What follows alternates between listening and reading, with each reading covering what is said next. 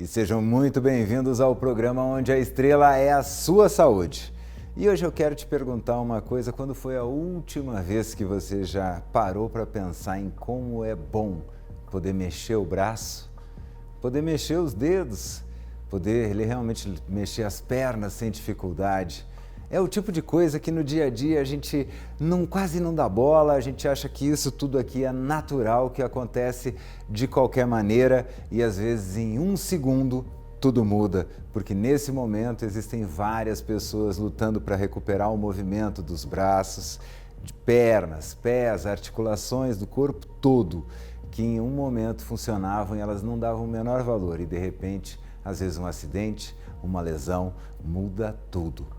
Então, como é que a gente vai fazer para entender o que é realmente essa luta para ter de volta aquilo que agora a gente não dá valor? Mas olha, muitas dicas só depois da vinheta.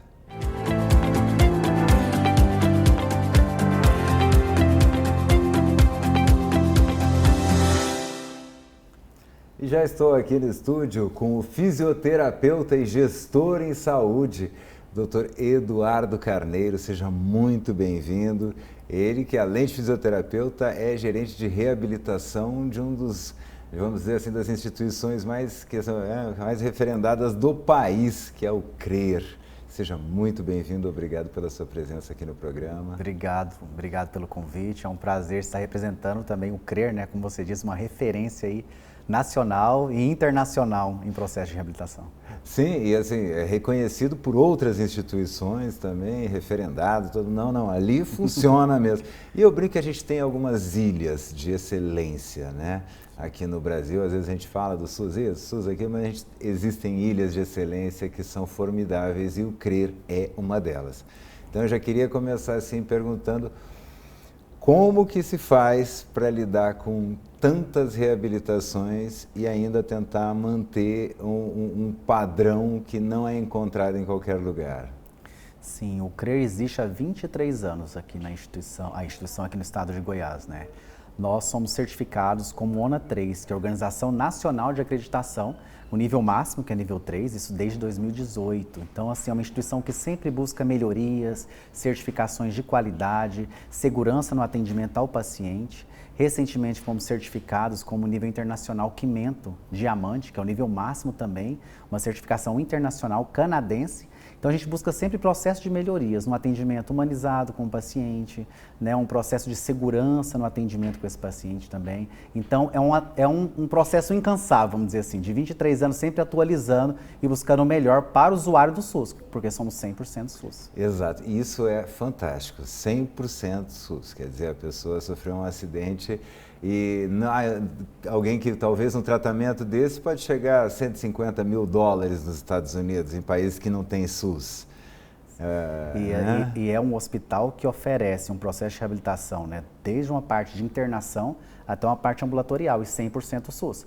Somos 156 leitos de enfermaria, 20 leitos de UTI, 8 salas cirúrgicas, 8 ginásios de reabilitação, 4 hidroterapias, piscinas de hidroterapia, ecoterapia, uma oficina ortopédica que dispensa órteses, próteses, cadeira de rodas. Então, assim, é um serviço muito robusto em um lugar só e 100% SUS. 100% gratuito. Isso realmente é incrível. Você falar em ecoterapia nos Estados Unidos, o plano de saúde te nega na hora. Né? E aqui... Porque lá não tem SUS, pessoal. Acha aquelas séries americanas de médico lá, é tudo pago, não tem nada de graça não. E você estava falando, é interessante isso, porque eu estava falando até na questão física, né? Quando eu apresentei até o programa, eu falei até na questão física, de mexer o braço. Uhum. Mas às vezes alguém que sofreu um acidente grave de trânsito, a pessoa ela vai ficar, além do travamento, digamos assim, da articulação, o travamento muscular, ela vai ficar com o travamento também psicológico. Sim. Então, como é que é? Quando fala em... Por que não é, vai fazer a fisioterapia? Por que não fala só fisioterapia, fala reabilitação? Geralmente, esse paciente que tem um pós-acidente, uma lesão neurológica, né, vai ser politrauma esse paciente, essa pessoa que teve acidente, né, muitas das vezes acidente moto também, e o politrauma traz lesões extensas, neurológicas, que podem ser necessárias reabilitações não só físicas, mas psicológicas, cognitivas, uma reabilitação para alimentação. Então, a gente precisa acompanhar esse paciente num processo de reabilitação multiprofissional. Né, uma abordagem tanto da fisioterapia, fonoaudiologia, psicologia, um médico, a parte da educação física, terapeuta ocupacional. Então, é uma gama de profissionais para conseguir reabilitar e muitas vezes não conseguir reabilitar de forma plena, mas readaptar esse paciente. E como que você consegue enxergar quais serão as necessidades daquele paciente, quanto tempo de reabilitação? O atendimento é de uma forma muito individualizada, vai depender, lógico, de cada caso, cada tipo de sequelas.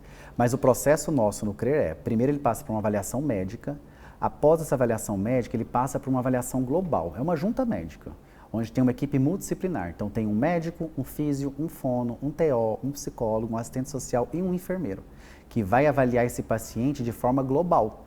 Quais são as demandas desse paciente nessas categorias profissionais? A partir daí nós vamos montar o plano terapêutico singular. Qual que é o projeto terapêutico singular para aquele paciente? Singular por quê? Porque ele é individual. Então aquele paciente pode apresentar sequelas diferentes de outros, né? E ter demandas sociais também diferentes de outros. Não adianta eu chegar para um paciente e falar que vai ser necessário ele vir no CRER 4 vezes por semana, ele não tem condições de transporte. Condições financeiras de transporte é para uma vez por semana. Então eu tenho que ouvir a singularidade tanto física quanto social também. Então nesse momento a gente ouve o paciente, faz essa avaliação global desse paciente, multiprofissional, e a partir daí vai traçar esse plano terapêutico, né? Ele vai fazer fisioterapia 2 vezes por semana, fonoaudiologia, vai precisar de um exame, vai precisar de uma cadeira de rodas, tudo isso é traçado nesse momento para a partir daí ele começar a executar esse plano terapêutico singular realmente desse paciente. E quais são, digamos assim, você falou que tem quantos leitos de enfermaria? 156 leitos 156 de leitos. enfermaria. Existe, digamos assim, o campeão de ocupação desses leitos? Eles são separados em 3 perfis. Então nós temos o perfil de clínica médica, o perfil cirúrgico e o perfil de reabilitação. Realmente o cirúrgico é a rotatividade mais rápida, um número muito maior, né, das cirurgias. Porque a gente faz tanto cirurgias eletivas quanto cirurgias de trauma. Então, por exemplo, fratura de fêmur, às vezes idoso, é um grande volume, né? Então, cirurgia realmente roda mais rápido. Também pacientes que às vezes teve um trauma por algum acidente. Então, isso acontece também. Temos os leitos de reabilitação. Esses leitos de reabilitação são pacientes que ficam em média 30 dias em processo de reabilitação, diferente do cirúrgico que fica em média 3 dias, 2 dias apenas em internação. O de reabilitação fica 30 dias em um processo mais intensivo de reabilitação. Então, ele faz fisioterapia no dia, 2 fisioterapias a 3 por dia, terapia ocupacional, psicologia, fonoaudiologia, tudo isso em um dia só, durante 30 dias, para a gente bombardear de uma forma mais intensiva a reabilitação dele, aproveitando aquele momento de neuroplasticidade, aquela fase recente da lesão. Então, o perfil do paciente que interna para a reabilitação são pacientes com lesões recentes, para a gente aproveitar que o cérebro ali está se reajustando, para a gente bombardear de atividades, para ele melhorar nesses 30 dias o máximo possível, para depois ir para a parte ambulatorial. Então, esse processo de reabilitação pode acontecer na internação também. Eu queria, inclusive, que o senhor falasse um pouquinho para o pessoal o que é essa tal da neuroplasticidade, porque ela é fundamental. Sim. E é talvez um dos processos mais incríveis do cérebro. Sim. Né? Da parte neurológica, nós podemos ter, pensando aí no acidente de trânsito, lesões cerebrais ou lesões medulares, que tudo faz parte do sistema nervoso central.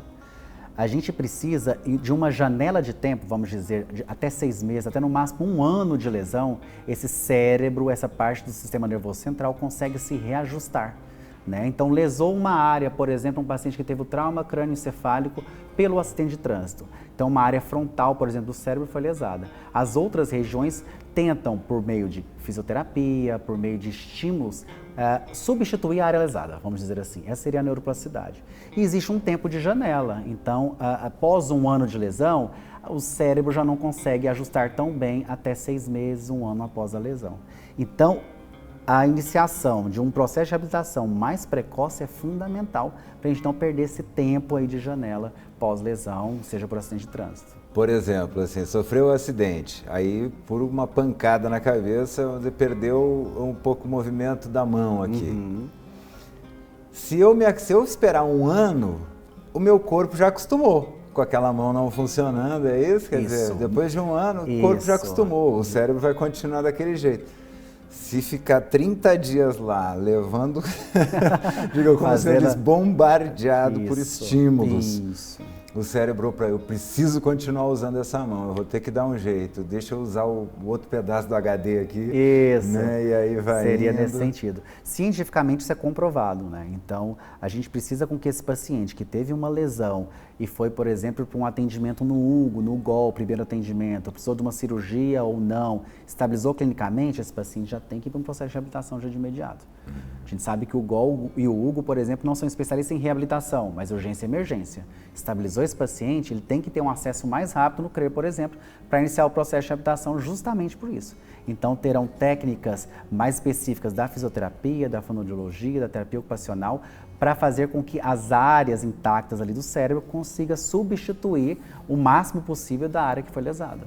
Quer dizer, o que está bom absorve ali aquela função e continua o corpo funcionando. Isso é o princípio da neuroplasticidade. Isso a gente falando de cérebro, né? Isso. Mas você falou de medular também, quer dizer, existem, principalmente você vê acidentes de trânsito, onde você realmente tem aquela porrada e aí você tem algum problema, principalmente. Eu estava até brincando esses dias que o encostinho do carro ele não é só para bonito, né? Não. Porque se você tiver uma pancada para frente, a gente fala o movimento de chicote, né? Realmente tentar estabilizar. Chicote para trás, a 20 km por hora já pode ser ter alguma lesão. Ter uma lesão aqui na cervical. A coluna, vamos pensar, a medula, né, ela passa em toda a coluna, né, cervical, torácica, lombar, e uma lesão, dependendo do tipo de lesão na coluna, o paciente pode ficar, a pessoa, né, pode ficar tetraplégica ou paraplégica, vai depender do tipo de lesão.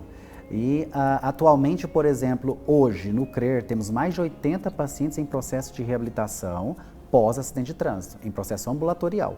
Não estou falando nem na parte de internação, no processo ambulatorial.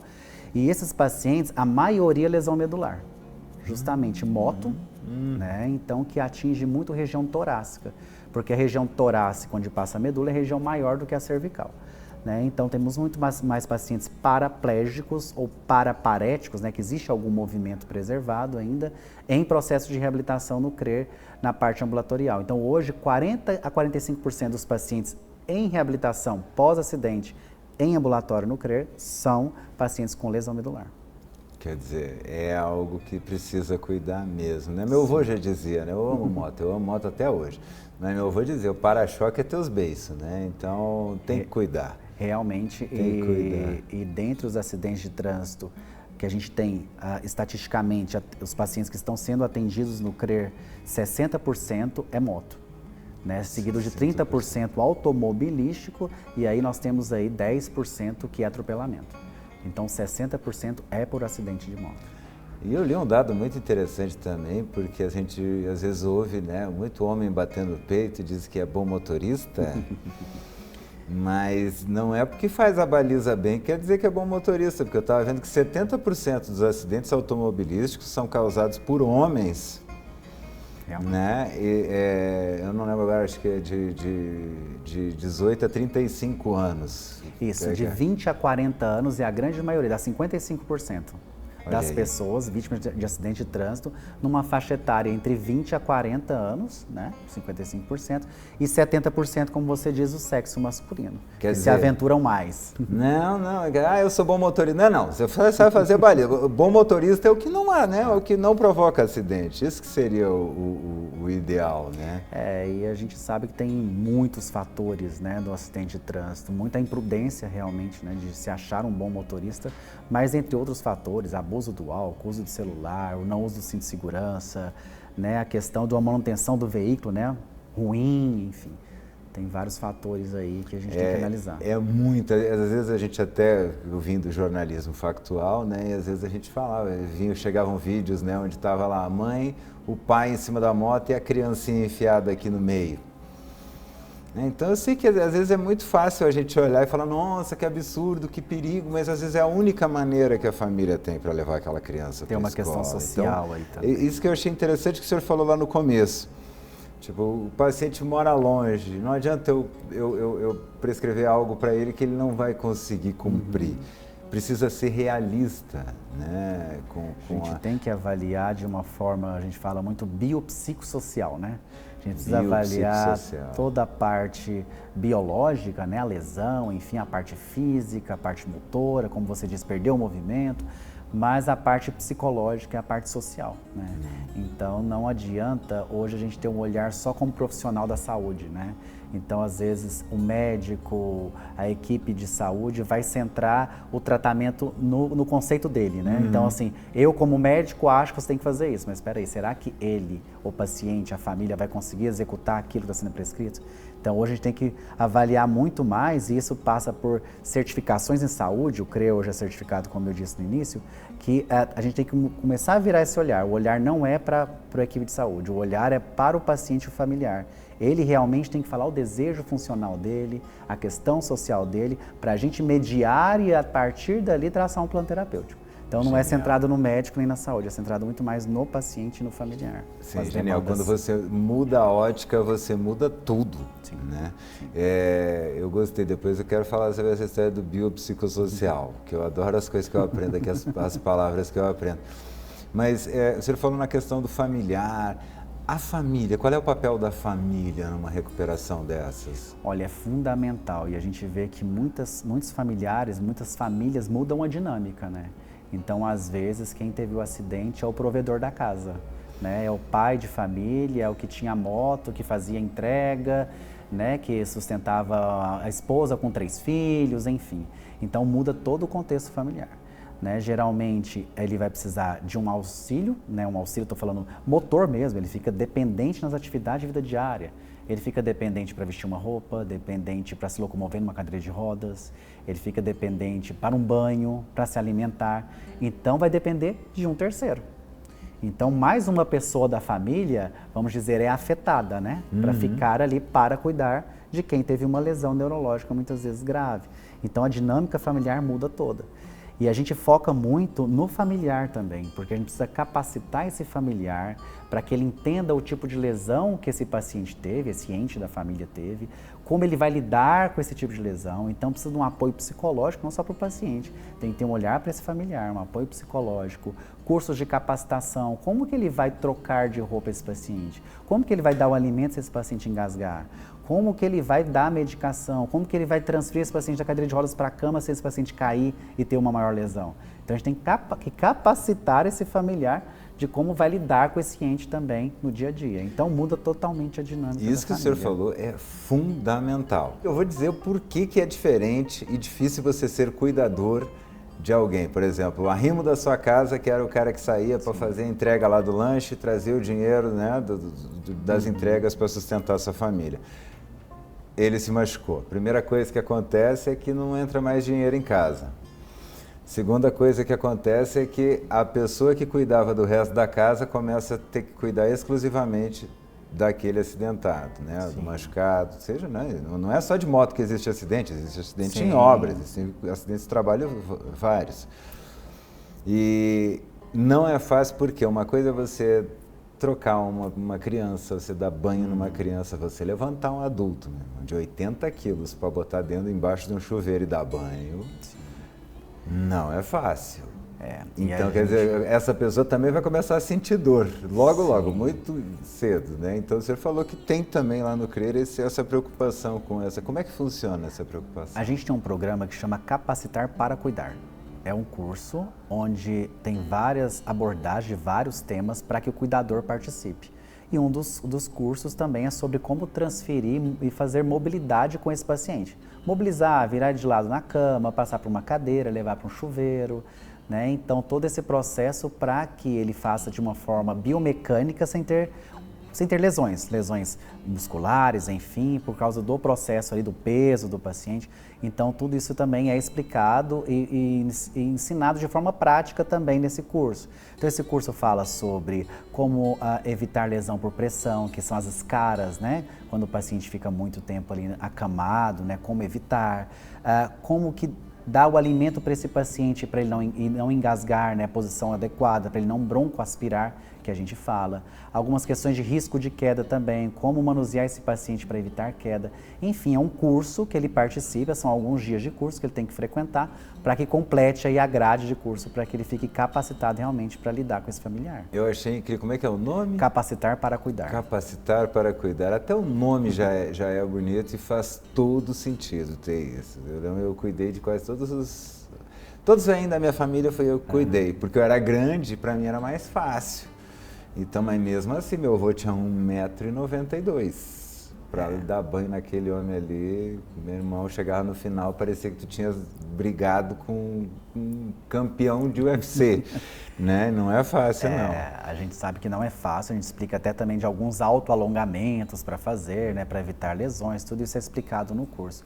E como você disse, além da pessoa parar de trabalhar e outra pessoa parar de trabalhar também, e isso onera também até o país, né? Porque uma pessoa que vai afastar, né, começa a receber um auxílio doença, né? E depois, às vezes, dependendo do tipo de lesão, vai se aposentar mais cedo.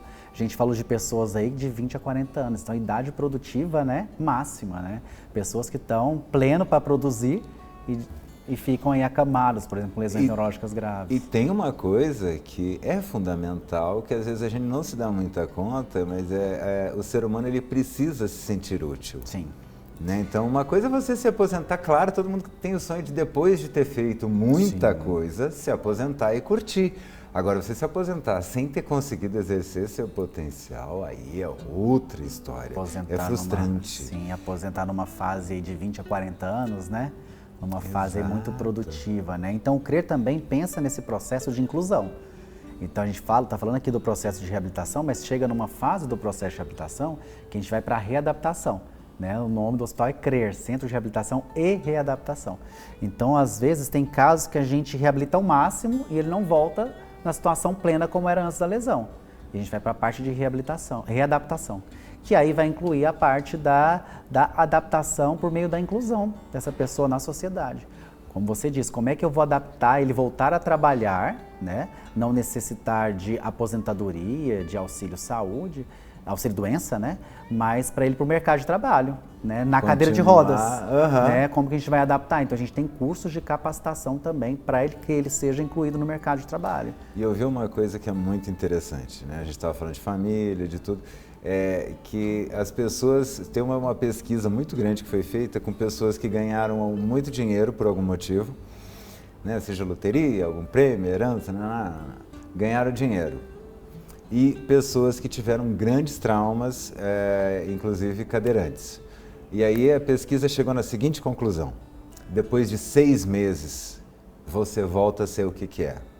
Você ganhou na loteria, você vai ter 6 meses de apogeu, loucura, gastação, alegria louca. Depois de 6 meses, você volta a ser o que você era. Se você era uma pessoa triste, deprimida, você vai ser uma pessoa muito triste e deprimida, com a conta bancária cheia. Você vai ter pequenos momentos de prazer, mas aqueles pequenos momentos eles vão ficando cada vez mais comuns e você, depois de 6 meses de novidade, não é mais novidade.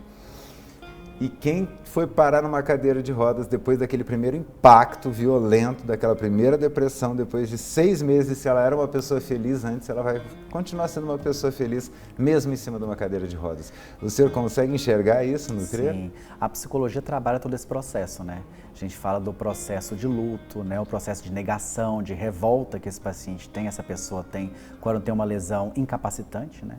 E depois tem a fase de aceitação, né? A partir desse momento de aceitação, tem a fase de adaptação, né? Então, nesse momento de adaptação, sim, eles voltam, você pode no CRER visitar lá, você vai ver a alegria e a felicidade de muitos pacientes que estão na cadeira de rodas, estão frequentando a instituição, mas ali com um sorriso no rosto.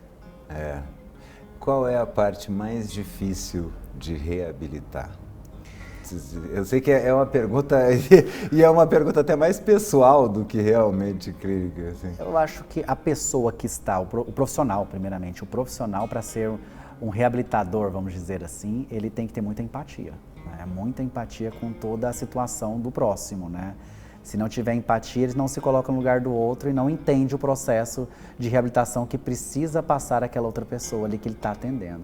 Eu acho que esse é um primeiro momento aí, desafio à pessoa que está ali frente ao paciente, né? E um grande desafio é a família, né? Eu acho que a família ela tem que estar incluída no processo de reabilitação. Se ela não estiver incluída, se não tiver uma rede de apoio muito boa para aquele paciente, o processo de reabilitação muitas vezes vai ser furado, né? E não vai ter sucesso. Como eu te disse, às vezes tem paciente que não tem condições de mobilidade, então ele vai precisar de alguém que coloque no carro e transporte essa pessoa lá para o processo de reabilitação. E quem tem que entender essa real necessidade não é o paciente, é o familiar que não está com a lesão, né? Então a gente precisa de um familiar ali engajado e motivado também para fazer parte desse processo de reabilitação. Acho que é o grande desafio é incluir esse familiar. Ter excelentes médicos, excelentes profissionais, que maravilha, mas precisa ter a família. Sim, eu acho que ter um hospital, uma instituição como é o CRER, que é referência, como a gente disse no início, internacional, com certificações, ótimos profissionais, capacitações que a gente faz com os profissionais contínuas, isso tem que acontecer, isso no CRER acontece, mas tem que ir além disso, né? Um outro olhar, um olhar do profissional além do técnico, né? E conseguir ter muito mais empatia e, além disso, conseguir captar o familiar ali para esse processo de reabilitação. Fazer que todo mundo faça parte desse processo. Que isso muitas vezes tecnicamente não é ensinado, né? A gente precisa ter essa empatia, esse comportamento do profissional de conseguir fazer isso. É interessante isso, né? Porque empatia é algo que a gente não consegue ensinar, é preciso aprender. Isso, né? É interessante isso. Isso é de cada um, é comportamental realmente. E olha, infelizmente a entrevista voou. A gente vai chamar ele de novo aqui para a gente entrar em minúcias desse assunto, uma parte mais realmente de como é que arruma o cotovelo, como é que arruma a perna. Mas o que a gente queria aqui era justamente passar esse panorama do quão grande é esse trabalho de não só fisioterapeutas, psicólogos, mas de toda a instituição que é o CRER, né? E eu queria que o senhor deixasse um recadinho para o pessoal que está em casa, como é que pode saber notícias lá do CRER. O CRER hoje, ele faz todo esse processo de reabilitação, né, do paciente, né, na sociedade goiana, mas somos referência aí tanto do estado quanto do Brasil, é internacional. Atualmente ele é gerido, né, desde então o CRER sempre foi gerido pela Associação de Gestão, Inovação e Resultado, que é a AGIR. Então nos sigam lá no Instagram, que é @agirsaúde. A gente está à disposição, o CRER é da população, é do estado, é do município, né? Somos 100% SUS, estamos à disposição da população para fazer o melhor atendimento com qualidade. E é isso, gente, com essas dicas e com muito orgulho também que a gente encerra o programa de hoje. E você de casa, ó, quando dobrar aqui suas articulações e mexer o seu corpo, entenda que isso pode sair a qualquer segundo por uma bobeira, porque eu estou com muita pressa hoje, eu posso mudar o resto da minha vida. Então, respira, anda mais devagar e ande sempre. Um grande beijo. Até o próximo programa.